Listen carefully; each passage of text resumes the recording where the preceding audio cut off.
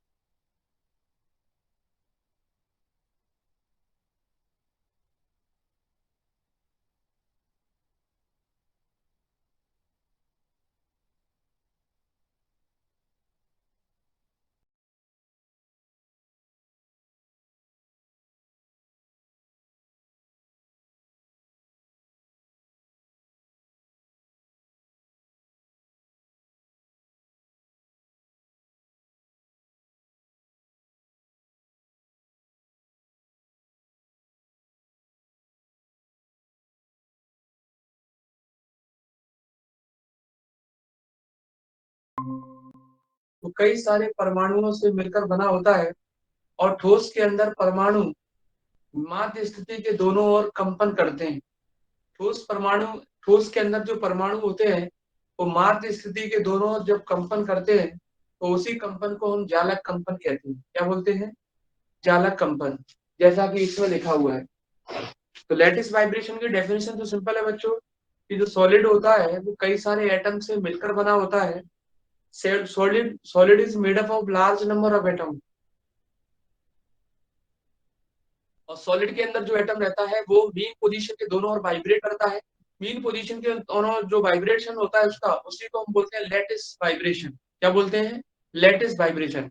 Lattice यानी जालक कंपन बोलते हैं। लैटिस वाइब्रेशन इसलिए बोलते हैं कि बहुत सारे एटम रहते हैं। जैसे मान लो ये वाइब्रेट करेगा, ऐसे ऐसे वाइब्रेट करेगा तो ये बगल वाले को भी एनर्जी देगा और ये भी बगल वाले को एनर्जी देगा। ऐसे ही बगल वाले को देगा, तो सारे के सारे जो है वो वाइब्रेट करते हैं। तो इसी को लैटिस वाइब्रेशन बोलते हैं। लैटिस यानी जालक, यानी बहुत सारे परमाणुओं का समूह। तो सारे के सारे परमाणु कंपन करते हैं, इसलिए इसको जालक कंपन कहा जाता है। हमें जो स्टडी करना है वो डिस्पर्जन रिलेशन निकालना है, विक्षेपण संबंध। और वो भी वन डायमेंशनल लैटिस वाइब्रेशन के लिए। किसके लिए? वन डायमेंशनल लैटिस वाइब्रेशन के लिए डिस्पर्जन रिलेशन निकालना है, विक्षेपण संबंध। तो सबसे पहले हम बात करते हैं, हेडिंग करा देते हैं। ये तो लैटिस वाइब्रेशन हो गया। एक प्रेमी है, एक प्रेमी है जालक कंपन, लैटिस वाइब्रेशन या वन डायमेंशनल लैटिस वाइब्रेशन लिखा है। ब्रैकेट में वन डी लिखता हूँ, one T, one dimensional, one dimensional lattice vibration. इसका मतलब ये हुआ कि सॉलिड के अंदर जो वाइब्रेशन होंगे, जैसे वन डायमेंशनल भी होता है, टू डी होता है, थ्री डी भी होता है ना। लेकिन हम यहाँ वन डायमेंशनल की बात करेंगे क्योंकि आपके सिलेबस में टू डी और थ्री डी नहीं है।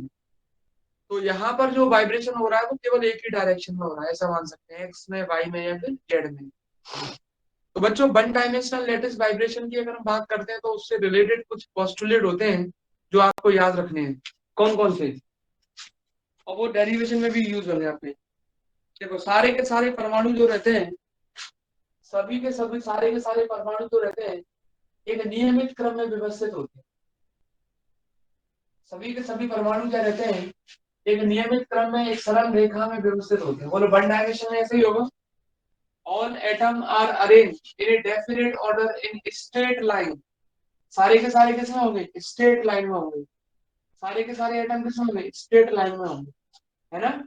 एक दो तीन चार पाँच छह, पांच ही ले लो।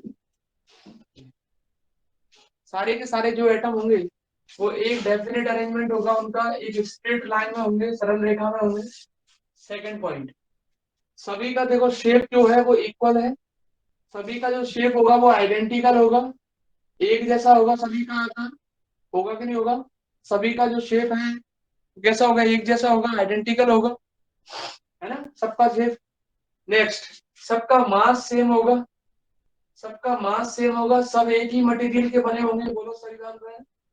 सबका द्रव्यमान समान होगा, एक ही पदार्थ के बने होंगे, द्रव्यमान समान होगा, मास सेम होगा, एक ही पदार्थ के बने होंगे, आइडेंटिकल होंगे, मटेरियल सेम रहेगा, है ना। ये सारे के सारा जो एटम है, नेक्स्ट पॉइंट जो भी है, मैं तो एक साथ बोलते जा रहा हूँ।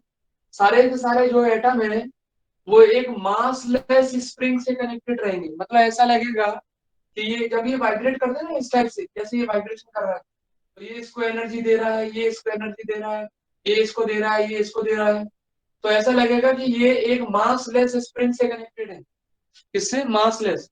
और उस स्प्रिंग का इस पर कोई फर्क नहीं पड़ रहा। ऐसा लगेगा आपको जब ये वाइब्रेट करेंगे कि ये एक मासलेस स्प्रिंग से कनेक्टेड है, और उस स्प्रिंग का इसके वाइब्रेशन पर कोई फर्क नहीं पड़ेगा। ठीक है।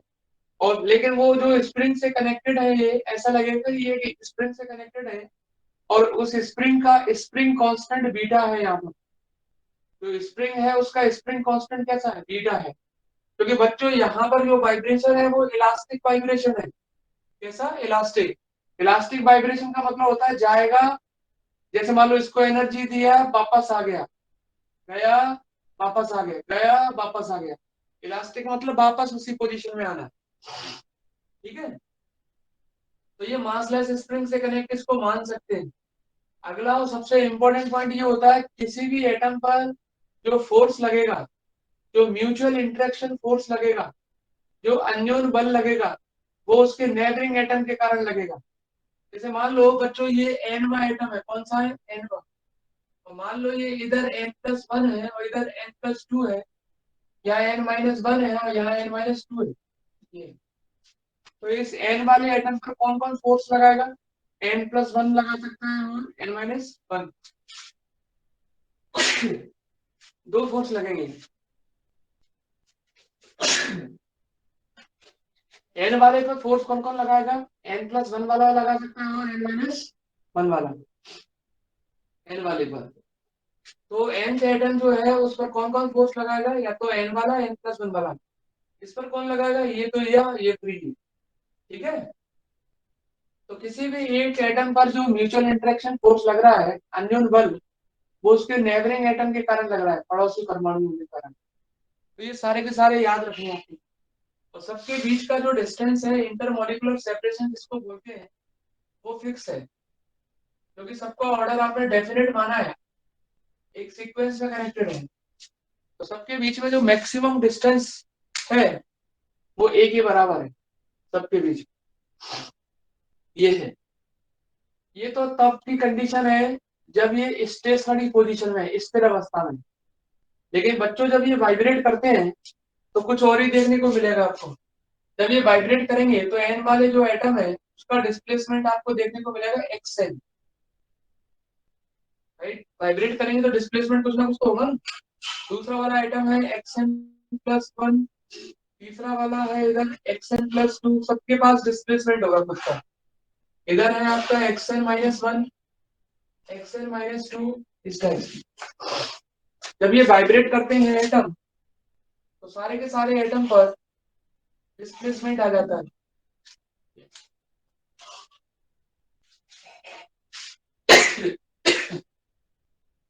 तो ये तो हुआ स्टेशनरी पोजीशन में,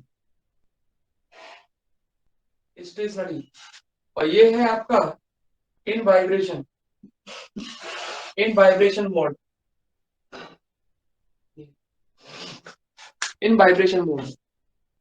एक बार थ्योरी फिर से जल्दी से सुनाता हूँ, 2 मिनट में, फिर डेरिवेशन स्टार्ट करते हैं। सबसे पहले आपको ये याद रखना है, वन डायमेंशनल लैटिस वाइब्रेशन क्या होता है? एक विमीय जालक कंपन। तो आपको याद रखना है कि सॉलिड के अंदर जो एटम रहता है वो वाइब्रेट करता है, अगर वो पर्टिकुलर एक वन डायरेक्शन में वाइब्रेट कर रहा है तो उसका जो वाइब्रेशन होगा वो वन डायमेंशनल वाइब्रेशन होगा। ठीक है। उसके बाद अगर हम बात करते हैं, दिख रहा है ना सभी को? तो फिर उसके बाद अगर हम बात करें, इसको वन डायमेंशनल वाइब्रेशन बोलते हैं, एक ही दिशा में कंपन करेगा ना। सारे के सारे एटम जो है सॉलिड के अंदर, उनके उनका एक अरेंजमेंट होता है, उसको डेफिनेट अरेंजमेंट बोलते हैं। और उन सभी के बीच में जो इंटरमोलिकुलर सेपरेशन रहता है वो भी फिक्स रहता है। अगला पॉइंट ये होता है कि जब ये मॉलिक्यूल वाइब्रेट करते हैं या एटम वाइब्रेट करते हैं तो हम उसको ऐसा एज्यूम कर लेते हैं, ऐसा मान लेते हैं कि एक मासलेस स्प्रिंग से कनेक्टेड है। जब ये वाइब्रेट करेंगे तो ऐसा मान सकते हैं कि ये एक मासलेस स्प्रिंग से कनेक्टेड है जिसका इसके वाइब्रेशन पर कोई फर्क नहीं पड़ रहा। अगला पॉइंट ये होता है कि जब ये मॉलिक्यूल या एटम वाइब्रेट करते हैं तब उनको एक डेफिनेट डिस्प्लेसमेंट मिल जाता है, ये रहा। और किसी भी एक एटम का जो साइज होता है, सॉरी, किसी भी एक एटम पर जो फोर्स लगता है वो उसके नेबरिंग एटम के कारण ही लगता है। जैसे इस एटम पर केवल ये दोनों एटम फोर्स लगा सकते हैं, ठीक है। उसके बाद ये होता है एटम का जो साइज होता है, शेप होता है, वो एक जैसे ही दिखेगा।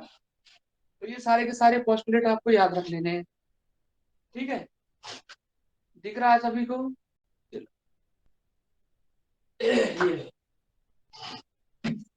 चलो मिटाता हूँ अब मैं इनको।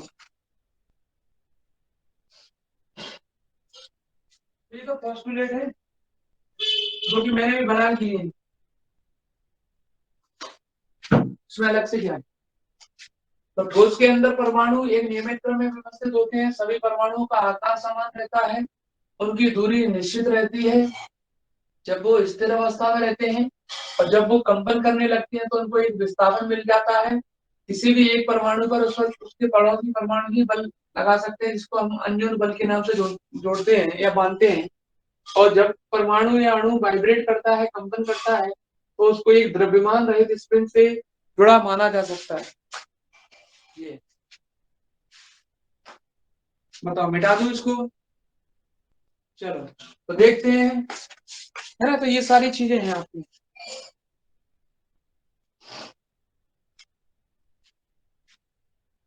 चलो निकालते हैं। अब देखो, फोर्स का जो फॉर्मूला होता है ना, फोर्स का, वो होता है एफ बराबर beta into x. Beta into x, x की जगह कुछ भी हो सकता है, विस्थापन बोल सकते हैं आप। जैसे एफ बराबर के एक्स होता है ना, के एक्स नहीं पढ़ा आपने? क्यों? एफ बराबर के एक्स, बच्चों के की जगह बीटा है बस यहाँ पर, और क्या है, पढ़ा है ना, एफ बराबर के एक्स। चलो तो देखते हैं कितना होगा। मैंने तो अभी फॉर्मूला फॉर्मूला बता दिया। सबसे पहले हम बात करते हैं इस वाले एटम की। कौन से वाले एटम की? इस वाले एटम। तो इस वाले एटम पर कौन कौन फोर्स लगा रहा है? एक तो ये लगा रहा है और एक ये लगा रहा है। कितना फोर्स लगा रहा है? चलो इसके कारण कितना फोर्स लग रहा है देखते हैं। तो ये फॉर्मूला सब बच्चे पढ़ के आए कि नहीं आए? एफ बराबर के एक्स, स्प्रिंग वाला फोर्स, हुक्स लॉ जो पढ़ाया था। चलो, force force on nth atom due to n+1 atom, atom nवें परमाणु पर n+1वें परमाणु के कारण लगने वाला बल। nवें परमाणु पर n+1वें परमाणु के कारण लगने वाला बल। बोलो बच्चों, F1 बराबर बीटा तो आएगी, वो तो स्प्रिंग कांस्टेंट फिक्स है। इन दोनों के बीच का डिस्प्लेसमेंट, ये वाला एटम इस पर फोर्स लगा रहा है, इन दोनों के बीच का डिस्प्लेसमेंट कितना फोर्स लगेगा? बीटा। और इनके बीच का डिस्प्लेसमेंट कितना होगा? डिस्प्लेसमेंट निकालना है तो ज्यादा में से कम को माइनस कर दो, n+1 माइनस एक्स है। ये वाला इस पर फोर्स लगाएगा, ये वाला एटम इस पर फोर्स लगाएगा अपनी तरफ, ये आ गया है बराबर। ऐसे ये वाला एटम भी इस पर फोर्स लगाएगा अपनी तरफ। तो यहां लिखेंगे फोर्स ऑन n-1, n वें परमाणु पर n-1वें परमाणु के कारण कितना बल लगेगा? nth एटम पर अब n-1 एटम कितना फोर्स लगाने वाला है? F2 बराबर, बच्चों बीटा आ जाएगा। डिस्प्लेसमेंट निकालने का सबसे बेस्ट तरीका मेरे को लगता है ज्यादा में से कम को माइनस कर दो। कभी गलती के चांसेस भी नहीं होते, ज्यादा में से कम को माइनस कर दो। xn-1, ज्यादा में से कम को माइनस करना है आपको तो बस के बाद। ज्यादा कौन है वो दिख ही रहा है आपको। तो ये वाला भी इस पर फोर्स लगाएगा, ये वाला भी फोर्स लगाएगा। फोर्स का फॉर्मूला होता है F1 बराबर बीटा और इन्हीं के बीच का डिस्प्लेसमेंट, विस्थापन। ये रहा। ये भी इस पर लगाएगा ना, तो बीटा इनके बीच का डिस्प्लेसमेंट, ये रहा। ठीक है। अब रिजल्टेंट फोर्स कितना लगेगा, ये भी इस पर लगा रहा है, ये भी इस पर लगा रहा है, दोनों की डायरेक्शन अपोजिट है। ये इसको अपनी तरफ खींच रहा है, ये इसको अपनी तरफ खींच रहा है। मिटाता हूं इसको, ऊपर वाले को। तो रिजल्टेंट फोर्स कितना सर लगेगा। ये एन वाला भी तो लगाएगा ना, जो बीच में है एक्स एन, ये भी तो लगाएगा ना अपने अगल बगल बल। लगाएगा, क्यों नहीं लगाएगा। ये भी इस पर लगाएगा, ये भी इस पर लगाएगा, ये भी इस पर लगाएगा, ये भी इस पर लगाएगा। लेकिन लेकिन ध्यान से सुनो, मैं ये बोल रहा हूं आपसे कि एक एटम पर उसके पड़ोसी परमाणु बल लगाएंगे, एक एटम पर उसके पड़ोसी परमाणु बल लगाएंगे। इस पर इसका ये और ये बल लगाएंगे। हालांकि ये भी लगाएगा, ऐसा नहीं है कि ये बल नहीं लगाएगा, लेकिन ध्यान रखना, मैंने आपसे बोला कि एक एटम पर दो एटम फोर्स लगाएंगे और दोनों एटम के बीच में जो फोर्स लगेगा वो ये रहेगा। या तो आपको ये मानना पड़ेगा कि भाई, मान लो आपको लग रहा है कि नहीं नहीं ये इस पर लगा रहा है, ये इस पर लगा रहा है, वो तो ठीक है, ये भी इस पर लगाएगा, क्योंकि इस फोर्स को म्यूचुअल इंटरेक्शन फोर्स बोलते हैं, अन्योन्य बल। तो आपको दोनों कंडीशन ले सकते हो, ये वाला भी इस पर बल लगाएगा, ये वाला भी इस पर बल लगाएगा। चाहे तो आप डिस्प्लेसमेंट निकाल लो, इसमें से इसको माइनस कर दो, इसमें से इसको माइनस कर दो, एक ही बात है। दोनों में से किसी को कर सकते हो, लेकिन एक ही करना पड़ेगा आपको। अब आप दो, इसी के लिए दो दो नहीं निकालना भाई। इसके लिए मान लो आपने इस पर फोर्स लगाया, इसने इस पर फोर्स लगाया, तो दोनों का मैग्नीट्यूड तो सेम ही रहेगा ना, भले डायरेक्शन अलग अलग अलग हो जाए, उससे क्या फर्क पड़ता है। हाँ सर। लेके तो आपको एक ही चलना पड़ेगा, लेकिन ध्यान रखना, एक ही, या तो इसके कारण इन दोनों पर लगाओ या फिर इस पर इन दोनों के कारण लगा, एक ही लेके चलना लेकिन। ठीक है, क्यों, शांत, कोई हाँ सर, दिक्कत तो हाँ नहीं सर, है? क्लियर हो गया। चलो, तो एक एटम पर दो दो फोर्स लग रहे हैं, एक ये लगा रहा है, एक ये लगा रहा है। इस ये कितना लगा रहा है वो निकाल दिया, ये कितना लगा रहा है वो निकाल, ज्यादा में से कम को माइनस कर दिया करो डिस्प्लेसमेंट में, है ना। तो वैल्यू इधर भी पॉजिटिव दिखे, इधर भी पॉजिटिव दिखे। चलो। वैसे और भी तरीके हैं, मैं तो थोड़ा शॉर्ट बता रहा हूँ आपको ये वाला। नहीं तो और भी, अगर आप कहोगे कि नहीं आया तो मैं और भी इसको डिटेल में लेके जा सकता हूँ।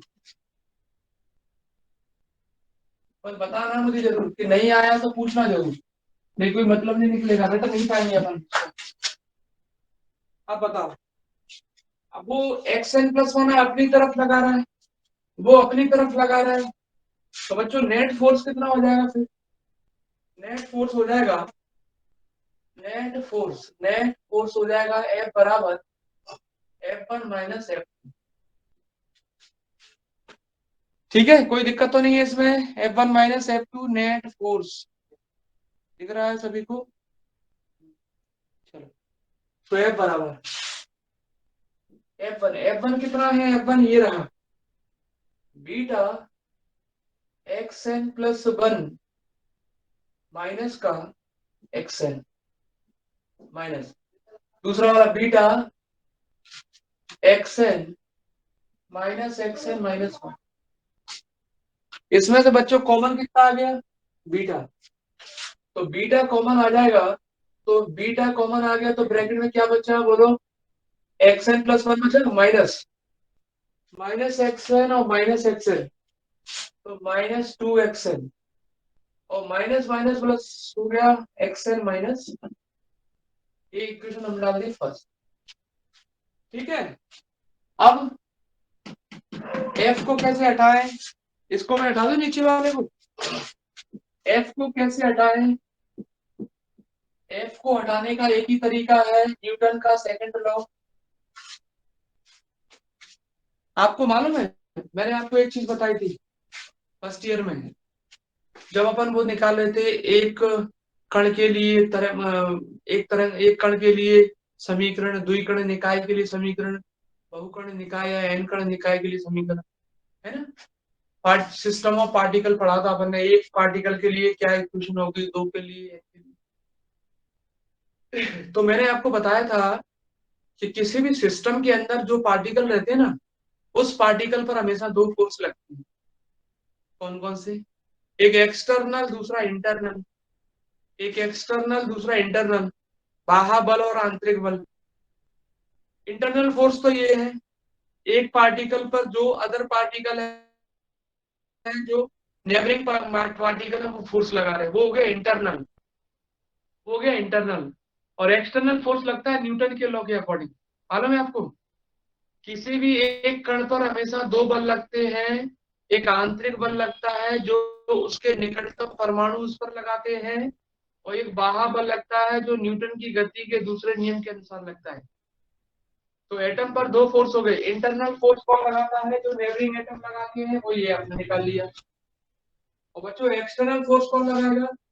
वो न्यूटन के अकॉर्डिंग लगता है, according to Newton second law.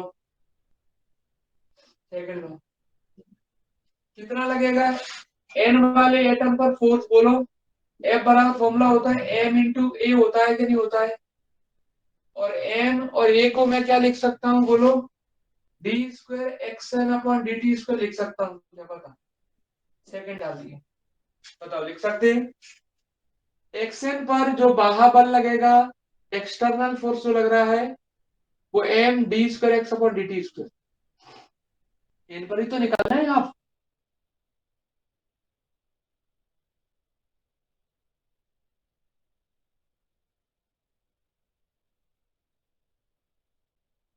तो कितना आ जाएगा? M D square X N upon D T square बराबर beta X N plus one minus two X N plus X N minus one. Sorry, इसको डाल दिया इक्वेशन नंबर मैंने third. इसको करना है सॉल्व, इसको आपको सॉल्व करना है। सॉरी, आज क्या है, ये सही नहीं है। चलो स्टार्ट करते हैं। Let solution of equation third. Equation third का जो सॉल्यूशन है वो आपको याद रखना पड़ेगा। एक्स एन बराबर ए की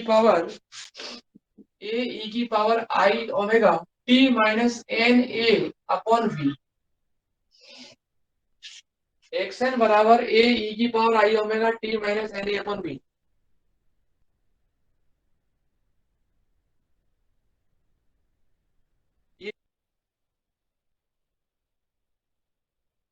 ये इसका सॉल्यूशन है। इसका ये इसका सॉल्यूशन इसलिए क्योंकि ये इसको सेटिस्फाई करेगा। तो ये सॉल्व पड़ेगा ए की power I omega T minus N A. मान लिया इसका हल जो है वो ये, और इसी को सॉल्व करना है। ये इसका सॉल्यूशन है। ठीक है, तो सॉल्व करते हैं इसको। चलो इधर देखते हैं, इधर करते हैं। मल्टीप्लाई कर दो एक्स एन तो बराबर, वीडियो बहुत प्रॉब्लम कर रही है, वीडियो और ऑडियो। एक्स एन बराबर ए की पावर आई, इसी को क्या क्या तो वीडियो बहुत प्रॉब्लम कर रही है सर, बार बार रुक जाती है, बंद हो जाती है, चालू हो जाती है। हाँ सर, हो रही है। अच्छा तो बताना सर चाहिए था आपको। बहुत से लोग सर लेफ्ट भी हो गए हैं शायद।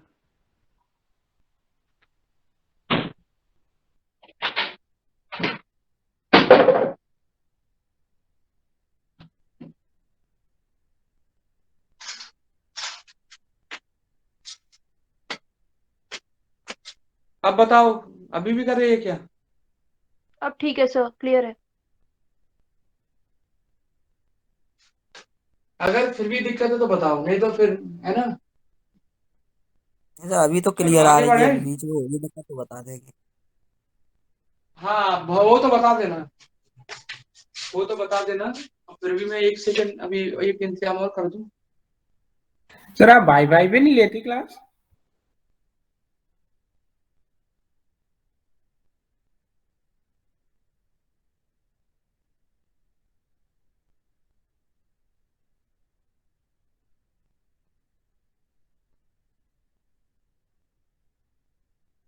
क्या कह रहे हो शांत? ये बोले सर आप वाईफाई से नहीं ले क्लास, पहले वाईफाई से लेते थे। वाईफाई से ले रहा हूँ मैं। फिर क्यों दिक्कत आ रही है? पता नहीं अब क्यों, हो सकता है किसी कारण से दिक्कत आ रही हो। आ जाती है कभी कभी नेट प्रॉब्लम तो, समझ लो, जबकि वाईफाई चल रहा है, ऐसा नहीं है कि वाईफाई नहीं चल रहा। कभी कभी मोबाइल में भी दिक्कत आ जाती है। मोबाइल में क्या है कि वो, सर वाईफाई दिक्कत नहीं करता, मोबाइल ही में कुछ दिक्कत आती होगी सर। हाँ मोबाइल में दिक्कत आ जाती है। मोबाइल क्या है, हैंग वैंग करने लगता है, और या फिर कभी ऐसी दिक्कत आ जाती है कि भाई वो, कैमरा कुछ नहीं कर पाता प्रोसेसिंग, ऐसा कुछ। हाँ कभी चिपक जाता है। मैं खुद सिंगल जैसे कभी देखता हूँ ना वीडियो वगैरह, तो चिपक जाते हैं तो मोबाइल से ही दिक्कत। चलो अब बताओ, अभी कोई दिक्कत है तो? अभी तो नहीं है। नहीं, अब सही आ रही है सर। बताना अगर दिक्कत आए तो बच्चों, बताना है ना। तो मैंने क्या किया था, एफ बराबर निकाल लिया था, न्यूटन का सेकंड लॉ लगाया। तो मुझे पता है कि न्यूटन का सेकंड लॉ किसी पार्टिकल पर लगाएंगे तो एफ इक्वल टू फॉर्मूला होता है एम ए, और हम कौन से पार्टिकल पर लगा रहे हैं, एनवे पार्टिकल पर। तो ए का मतलब होता है डिस्प्लेसमेंट का 2 बार डिफरेंशियल। तो डिस्प्लेसमेंट का जो एन वाला पार्टिकल है, इसका 2 बार डिफरेंशियल करने के बाद आपको ये मिल जाएगा। और मैंने आपको पहले ही बताया कि न्यूटन का लॉ ये बोलता है कि एक्सटर्नल फोर्स किसी पार्टिकल पर अगर लगाओगे तो एफ बराबर इतना फॉर्मूला रहता है। और किसी भी पार्टिकल पर दोनों फोर्स लगते हैं, एक्सटर्नल और इंटरनल। एक्सटर्नल तो न्यूटन का लॉ लगाता है, इंटरनल आपने निकाल लिया है, दोनों बगल वाले पार्टिकल लगा रहे हैं। ठीक है, फिर आपने ये वाली वैल्यू वहां रखी है, निकाल ली। अब सॉल्यूशन ये मान लिया है, एक्स एन बराबर ए ई की power I omega T minus N A upon G, ये मैंने मान लिया। बच्चों पहले तो इसी को सॉल्व कर लो आप, फिर आपको ये वैल्यू यहाँ रखनी है, मालूम है, तब सॉल्व करना है। तो आई ओमेगा को अंदर ले जाओ, ओमेगा टी माइनस ओमेगा को अंदर ले जाओ, N omega upon V N A, ऐसे लिख देता हूँ। Omega upon V N A है ना, ओमेगा का मल्टीप्लाई इसमें कर दिया, वी वेलोसिटी है। तो आप क्या करो, ओमेगा अपन वी को जरा अलग से सॉल्व कर लो, नहीं तो वहां हौच पौच हो जाएगा। ओमेगा का फॉर्मूला सभी बच्चों को मालूम है, 2 पाई न्यू होता है कि नहीं होता है। और वी बराबर सभी बच्चों को मालूम है, न्यू इंटू लैम्डा होता है ना। न्यू से न्यू कट गया तो 2 पाई बाई लैम्डा आ गया। और 2 पाई बाई लैम्डा बच्चों किसके बराबर होता है, के। आया कि नहीं आया? 2 पाई बाई लैम्डा किसके बराबर होता है, के। ध्यान रखो। तो एक्स एन बराबर आ जाएगा और आई ओमेगा टी माइनस, बच्चों ओमेगा अपन बी की जगह लिखेंगे के एन ए, या एक्स एन की वैल्यू सर ये आ गई। ब्लर हो रहा है सर अभी भी ब्लर हो ही रहा हो है, रहा है। पूरी हाँ ये सर, सर प्रॉब्लम वॉइस आ अभी रही है अभी ब्लर है। भी। आ रही है, तो देखता हूँ।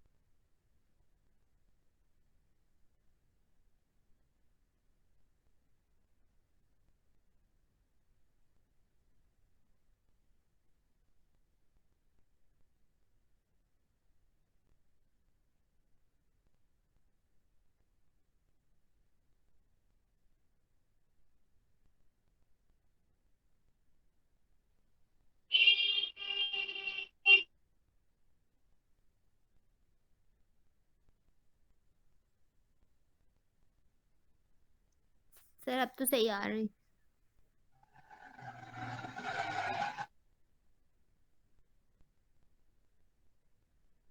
अब बताओ दिख रहा है और आ रहा है क्या नहीं आ रहा है, ये बताओ।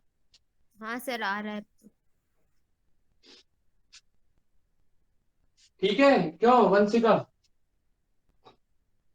यस सर, क्लियर है।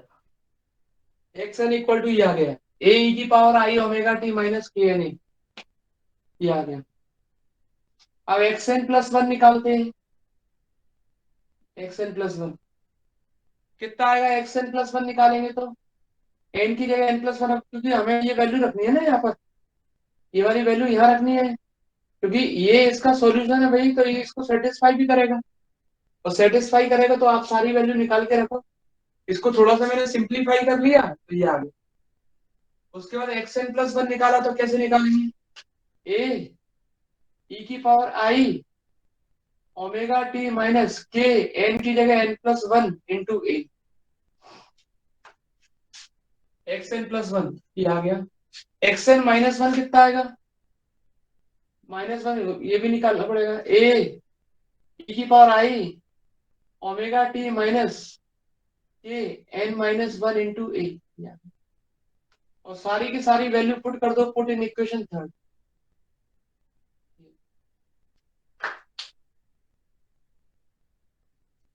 मिटा दें इसको,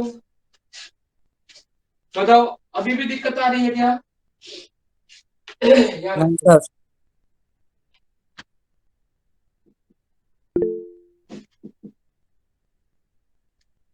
चलो तो रखते हैं इसमें, यहां रखते हैं सारी वैल्यू, इधर रखना है यार। दो बार डिफरेंशियल और कर लो इसका, इसका दो बार डिफरेंशियल और कर लो, है ना, तो जिससे क्या होगा, आसानी होगी। इधर ही कर लो दो बार डिफरेंशियल, कौन करेगा बार बार, इधर डिफरेंशियल कर लो इधर ही। कितना आएगा बोलो, D X N upon D T बराबर, इसका डिफरेंशियल करेंगे बच्चों कितना आएगा, ए ई की power I omega T minus K N A, बोलो उतना ही आया। फिर इसका भी करना है पावर का, टी के रिस्पेक्ट में, तो आई ओमेगा आ जाएगा, इनटू में कितना आई ओमेगा, ये आ गया। समझ में आ रहा है? एक बार और डिफरेंशियल करते हैं इसका, यहाँ कर देता हूँ, चलो यहाँ दिखेगा D square X N upon D T square, एक बार और कर दो तो ए ई की पावर का उतना ही आएगा, फिर से आई ओमेगा आ जाएगा, तो यहाँ आ जाएगा आई ओमेगा का स्क्वायर, और ए ई की power I omega T minus K N A, ये आ गया डिफरेंशियल करने के बाद। समझ में आया? ये डिफरेंशियल किया है इसका एक बार, तो ई की पावर का उतना ही होता है, फिर इसका हो जाएगा आई ओमेगा, एक बार और किया आई ओमेगा का स्क्वायर। चलो अब रख दो वैल्यू, क्या रखते हैं, M D square X N upon D T square, ये लिखा है, देखो देखो एक स्टेप डायरेक्ट लिख रहा हूं मैं, एम यहां दिख रहा है सभी को, आई स्क्वायर ओमेगा स्क्वायर, आई स्क्वायर ओमेगा स्क्वायर, आई स्क्वायर माइनस वन होता है, ओमेगा स्क्वायर आ जाएगा, तो माइनस एम ओमेगा स्क्वायर, ए ई की power I omega T minus K N A. समझ में आया कि नहीं आया? ये वाली वैल्यू उठा के आप यहाँ रखने वाले हैं, तो एम तो पहले से ही है, आई स्क्वायर माइनस वन होता है, ओमेगा स्क्वायर आ जाएगा, बाकी तो पूरा सी ये लिखो बराबर, beta beta X N plus one, X N plus one कितना है, एक्स एन प्लस वन कितना है, ये रहा, ए ई की power I omega T minus पूरा लिखा हुआ है,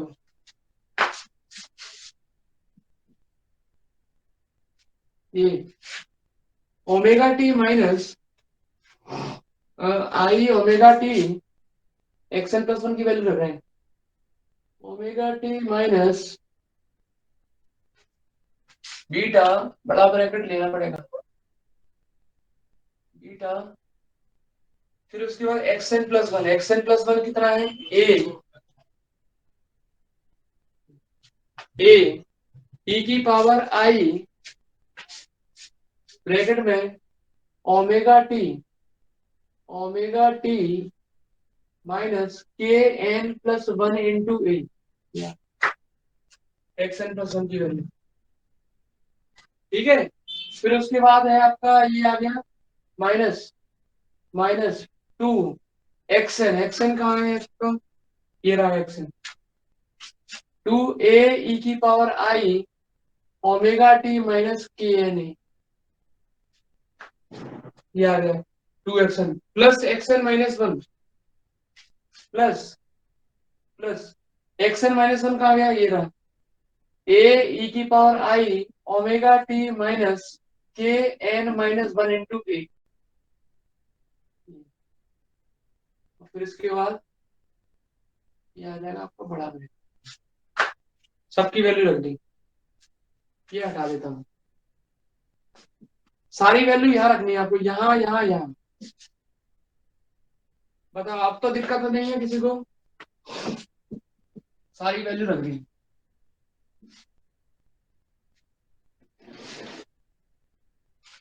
अब सॉल्व करना रह गया आपको।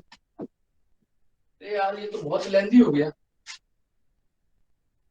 इससे सिंपल कैसे करें, ये आ गया।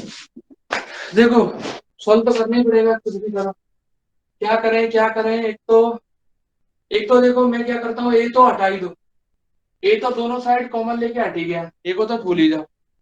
ठीक है, अब बचा क्या देखते हैं, बचा क्या आपका माइनस का, यहां से लिखना स्टार्ट करता हूँ, माइनस का एम ओमेगा स्क्वायर। ठीक है, देखना दिख रहा है कि नहीं दिख रहा है, बस ये देखना, एम ओमेगा स्क्वायर, ए तो हटा दो दोनों साइड से कॉमन लेके, ई की power I omega T minus K N A बराबर बीटा। देखो बच्चों, अब मुझे डायरेक्ट एक दो स्टेप लिखने पड़ेंगे, नहीं तो बहुत लंबा खिंच जाएगा। ई की पावर ये जो लिखा हुआ है ना, आप ध्यान से देखना, ई की पावर, इसको मैं क्या लिखने वाला हूं, इसको देखो, ए का मल्टीप्लाई इसमें करोगे ना तो के एन ए आ जाएगा, और ए का मल्टीप्लाई इसमें करेंगे तो बच्चों माइनस का के ए आ जाएगा। सही बोल रहा हूं ना?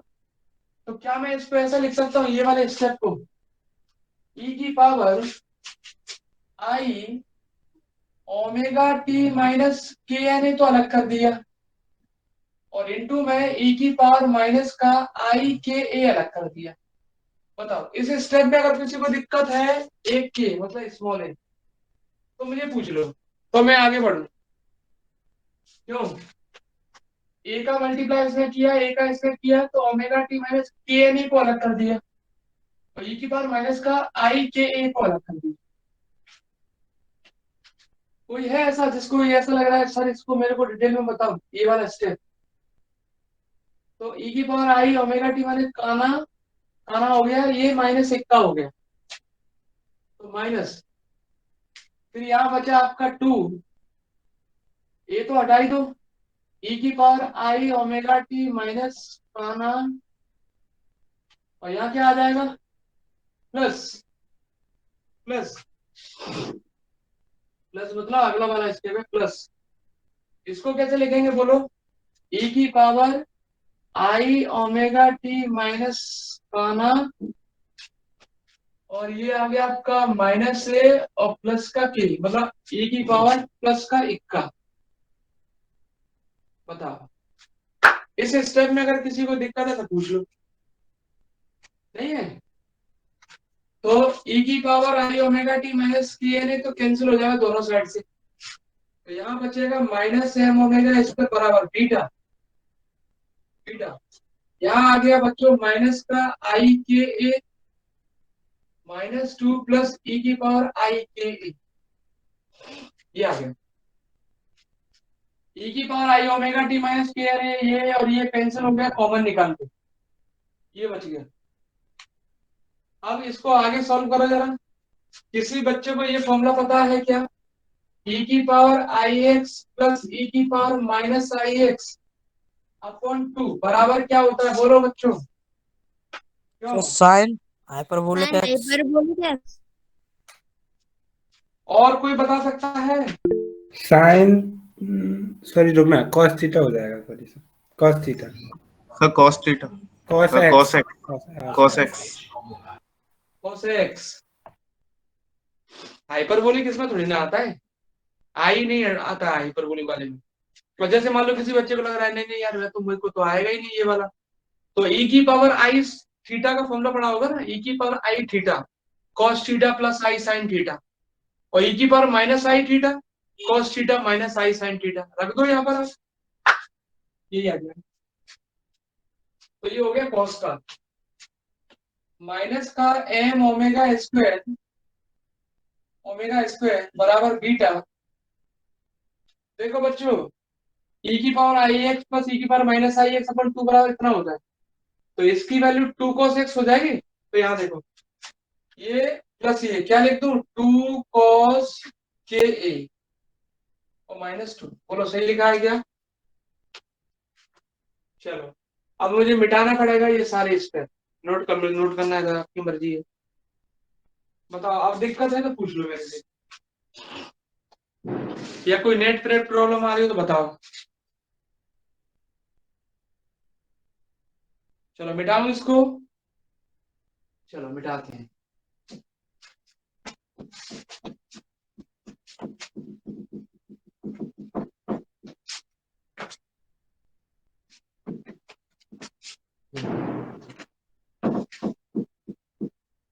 अब इसको सॉल्व कर लूंगा, कितना आ जाएगा, एक तो -2 कॉमन निकालो, तो माइनस एम ओमेगा स्क्वायर बराबर -2 कॉमन निकाल लिया, तो यहाँ बचेगा 1 माइनस कॉस के ई, -2 कॉमन निकाला तो -2 से कैंसिल हो गया, -2 sir common beta, omega square beta.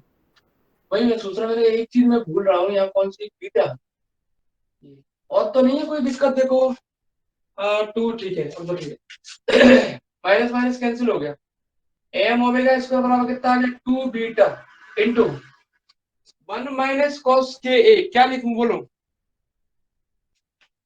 क्या लिखें बोलो, 1 माइनस कॉस थीटा का फॉर्मूला क्या होगा, sign square K A upon 2, sine square 2 sign A square upon 2, के ए अपॉन 2। तो यहाँ 4 कर देता हूँ। 1 माइनस कॉस थीटा का फॉर्मूला देख रहा है, सबको पता है, 2 साइन स्क्वायर थीटा बाई 2 ये होता है, तो 2 और 2 4 हो जाएगा, ये आएगा।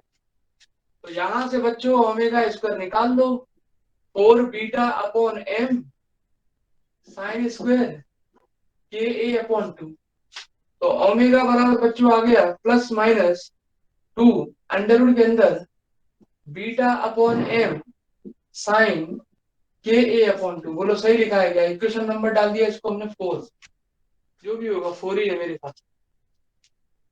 इसका अंडर रूट ये हो गया, बीटा अपॉन एम को ये हो गया, और इसका ये, ठीक है। वैसे यहाँ भी छोड़ देते, लेकिन इसके आगे भी करना कंपलसरी है। उसका कारण क्या है कि इसके आगे करने से 2 फायदे हैं, एक तो अगला वाला जो डेरिवेशन है उसमें हेल्प मिलेगी, और दूसरा कई बार तो लिख के दे देता है, prove that the dispersion relation, विक्षेपण संबंध, ये तो वो आगे वाला देखो कि स्टेप क्या है, नीचे वाले मिटा था, आगे वाला स्टेप देखते मिटा दूं नीचे वाले। चलो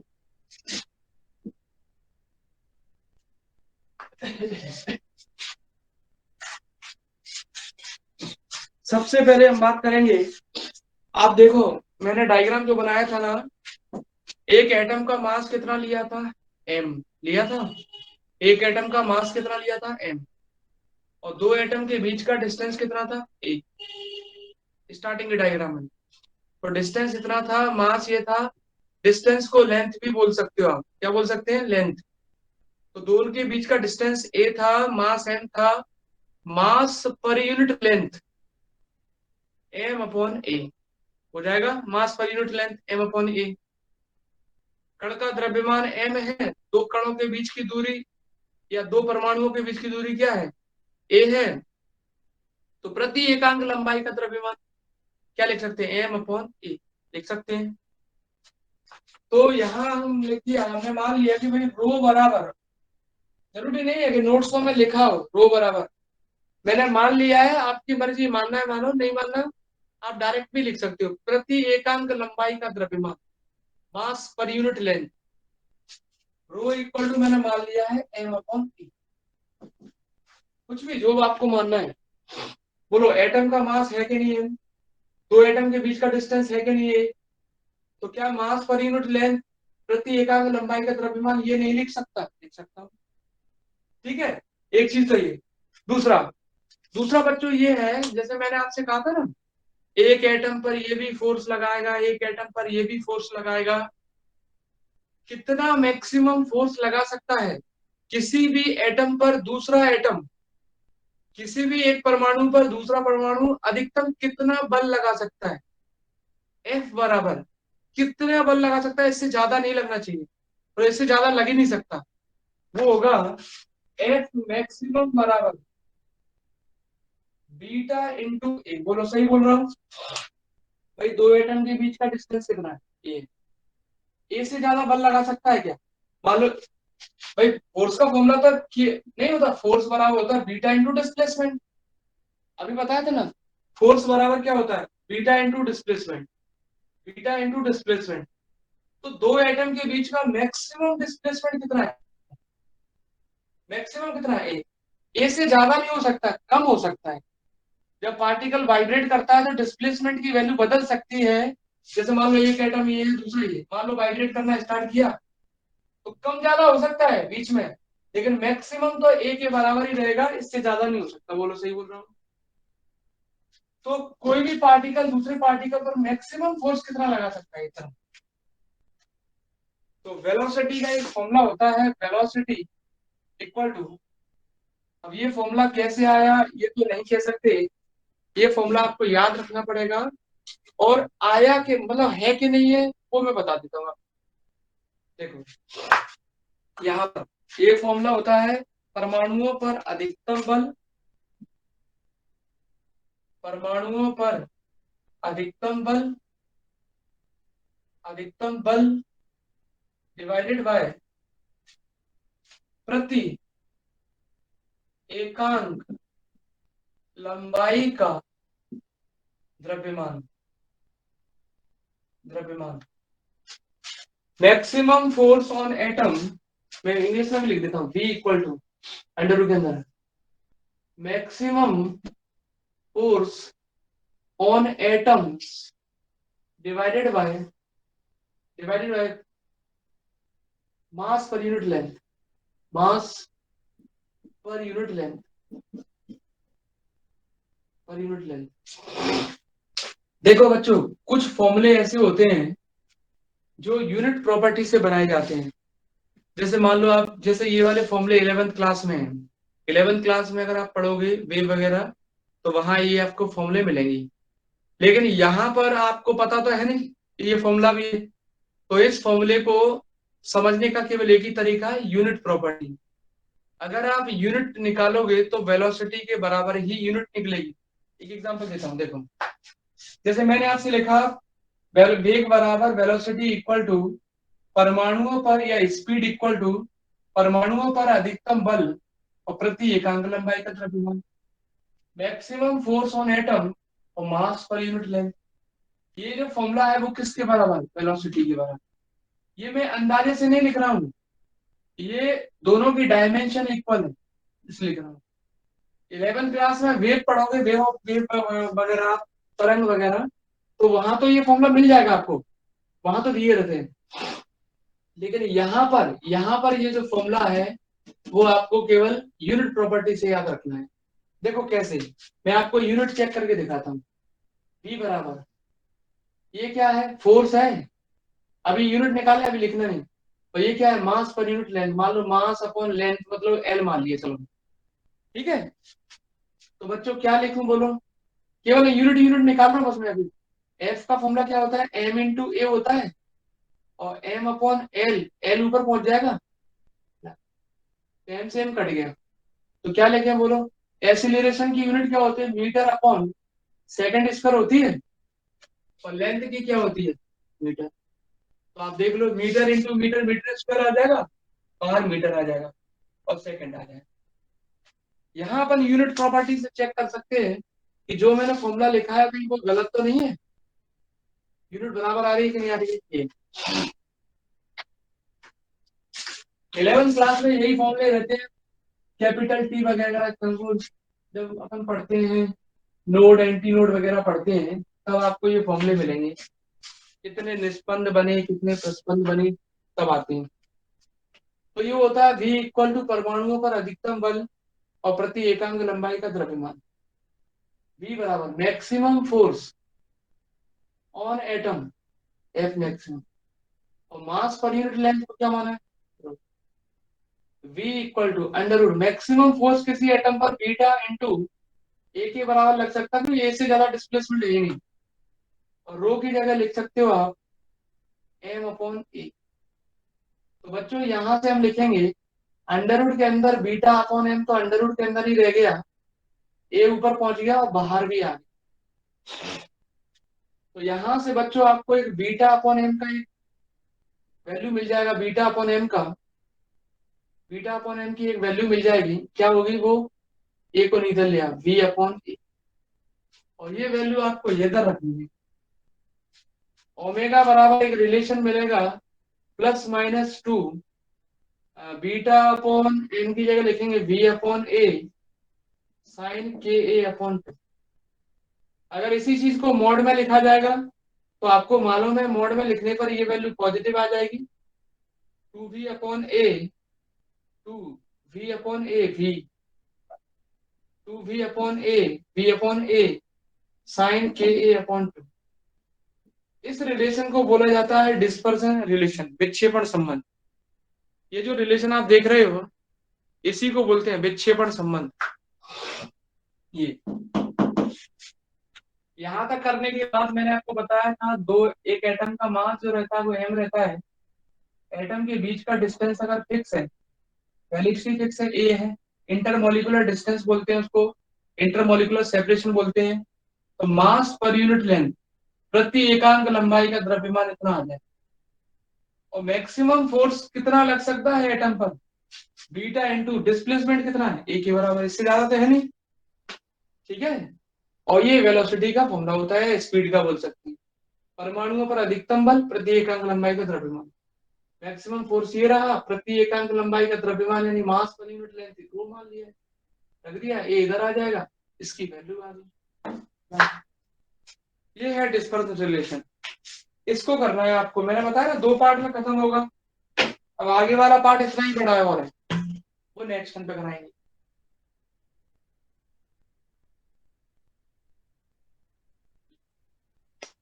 जिन बच्चों की फीस कंप्लीट जमा नहीं है वो कंप्लीट जमा करवाएं। सर हाँ सर आप प्लीज ना फिजिक्स बुक के है ना इंडेक्स की फोटो सेंड कर देंगे। हाँ मेरे को याद भूल गया था। हाँ सर नो प्रॉब्लम, आप बस सेंड कर दीजिएगा, एटलीस्ट मुझे सीक्वेंस चाहिए चैप्टर का याद करने के लिए थोड़ा। अच्छा पूरा भेज दो स्टार्टिंग से। सर सिर्फ है ना, हाँ सिर्फ इंडेक्स भेज दीजिए सर, एटलीस्ट मुझे चैप्टर का सीक्वेंस मिल जाए, इंडेक्स सिर्फ। फर्स्ट और सेकंड दोनों पेपर का। हाँ सर इंडेक्स दोनों पेपर का चाहिए। ठीक है भेज दूंगा, भेज दूंगा। चलो अब सब बच्चे पढ़ना स्टार्ट कर दे। मैंने आपसे पहले ही कहा था एग्जाम होने वाले हैं, तो एग्जाम होंगे। अब एमएससी के पेपर हो रहे हैं, मालूम है आपको, अभी से एमएससी के स्टार्ट हो गए, वो आ गया उनका नोटिफिकेशन। थोड़ा सा मेहनत करते जाए स्टार्टिंग से, तो उससे क्या है दिक्कत नहीं होगी। चलो नेक्स्ट टाइम पे अपन क्या करते हैं, इसके आगे कंटिन्यू करते हैं, ठीक है। चलो